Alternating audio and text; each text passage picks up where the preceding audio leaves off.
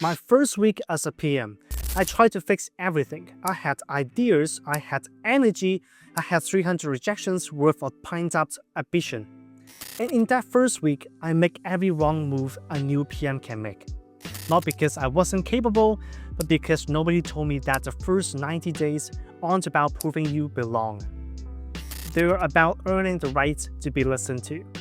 My name is Damon. I'm a PMP certified project manager. I spent over a year sending out more than 300 applications before I landed a role at a top-tier bank in Canada. And when I got there, I realized something uncomfortable. Everything I had spent months preparing for, the resume, the interviews, the credentials, none of it told me what to do once I was actually in the room. This video is the blueprint I wish someone had handed me on day one. What to do in your first week, your first month, and your first 90 days as a PM. Specifically, if you're coming in as a career changer who has been doing the work without a title. If you're still in the job search, stay with this. Knowing what the first 90 days actually require changes how you talk about yourself in interviews. Most new PMs show up trying to be immediately helpful. That sounds right. It feels right. You waited a long time for this role. You want to justify the decision to hire you, so you start solving problems, making suggestions, proposing changes. And what you don't realize is that you are spending capability you haven't earned yet. Think about what it looks like from the team's side.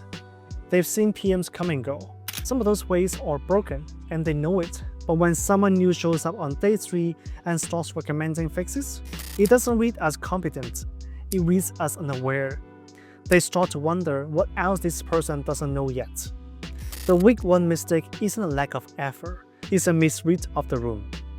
What actually works in the first week is quieter than most people expect. You show up on time, you listen more than you talk, you take clean notes, you follow up on everything. You do exactly what you say you are going to do. That's not passivity, that's foundation. You're building the one thing that makes everything else possible in this role. The beginning of trust. There's a stat from PMI research that reframed this for me. 69% of stakeholders say the PM is primarily responsible for meeting their expectations on a project. Not the sponsor, not leadership, the PM. And that pressure starts before you have context, before you know the team dynamics, before you know what the last PM got wrong, before you know who the real decision makers are. The same research found that only 12% of employees strongly agree with their organization does a great job on onboarding new hires. 12%. Which means most new PM aren't walking into a structured welcome. They're walking into a half-explained situation and expect to figure the rest out on their own. Here's what that means practically. If you're waiting for the organization to hand you a clear roadmap, it may never come. And in that gap, most new PMs default to the only thing they know what to do. Move. Take action. Prove they're earning their salary. That's the trap. The new PMs who navigate the first 90 days without losing trust are not the ones who moved fastest. They are the ones who built a clear picture of reality before trying to change it. And they did that through 3 specific conversations. The first conversation is with your manager. Have it in week 1. Not a generic check-in, a specific alignment conversation. You're asking 3 things. What does success look like in this role in first 90 days? What have previous PMs gotten wrong that I should know about? And what's the most important thing I can focus on right now? Those 3 questions do something specific. They show your manager you're thinking about outcomes, not just activity. And they give you a map that most new PMs spend months trying to reverse engineer on their own. The second conversation is with your stakeholders, not a kickoff meeting, something smaller. One-on-one conversations in weeks 2 and 3. The goal isn't to present a plan. The goal is to understand their version of reality. You're asking what's working on this project in your view, what isn't, what would make your job easier, and where do you think the risk actually is. Most people think asking questions like this signals that you don't know what you're doing. It doesn't. It signals you're someone who checks before prescribing. That's exactly the PM most teams have been waiting for. The third conversation is with your team, and this one is the most overlooked. Your team knows things about the project that never make it into the status report. They know which risks are real and which are political.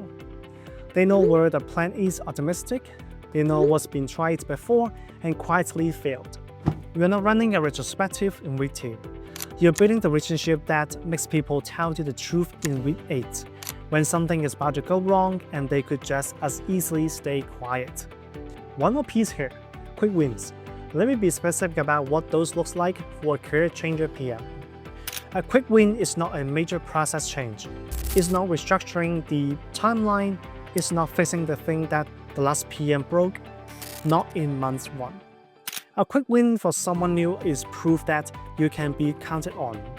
A meeting recap that captures exactly what was decided, a risk log that's clear and current, a follow-up that closes a loop that had been hanging. Small things, but they signal something large. This PM does what they said they do. That's the foundation. Everything else builds on top of it. Before I get into the last piece, I want to mention something. If you're still working towards the PM title and you're watching this to understand what's ahead, I built a free tool called the PM Career Changer Bottleneck Finder. It takes about 2 minutes. You answer a handful of questions and it tells exactly where your search is breaking down, whether it's the resume, the applications, the interviews, or something else. The link is in the description. Now let's talk about the part nobody puts in a 90-day plan. At some point in the first few months, probably sooner than you expect, you're going to have a version of this thought. I don't actually belong here. I got lucky. They're going to figure out I don't know what I'm doing. This is not a sign that you make a mistake. MIT Sloan published research on this in 2025 after reviewing over 300 peer-reviewed studies. And one of the things they found is that imposter thoughts don't mean you are incompetent. They often mean you are aware of the gap between where you are and where you want to be. That's not a deficit. That's how learning works. The problem is when that thought starts driving behavior, when it makes you avoid asking for help, when it makes you overcompensate by pretending to know things you don't, when it keeps you quiet in a meeting because you're afraid of how your question will land. Here's what actually helps. First, treat the imposter voice like a data point, not a verdict. When you have a thought like, I shouldn't be here, pause and ask, what specifically I don't know right now? Is it this domain? Is it a tool? Is it a process? Is it something I can learn? Most of the time, the fear is specific and learnable. Second, keep an evidence log. Nothing formal. A note on your phone. What did you handle well today? What follow-up did you actually send? When the imposter voice gets loud, the log is the counter argument, and it's one you build yourself. Here's what I want you to take from this. Your first 90 days as a PM are not a performance review. They are a trust-building window. The PMs who move through that window well are not the ones who make the biggest changes or impress the most people in week 1.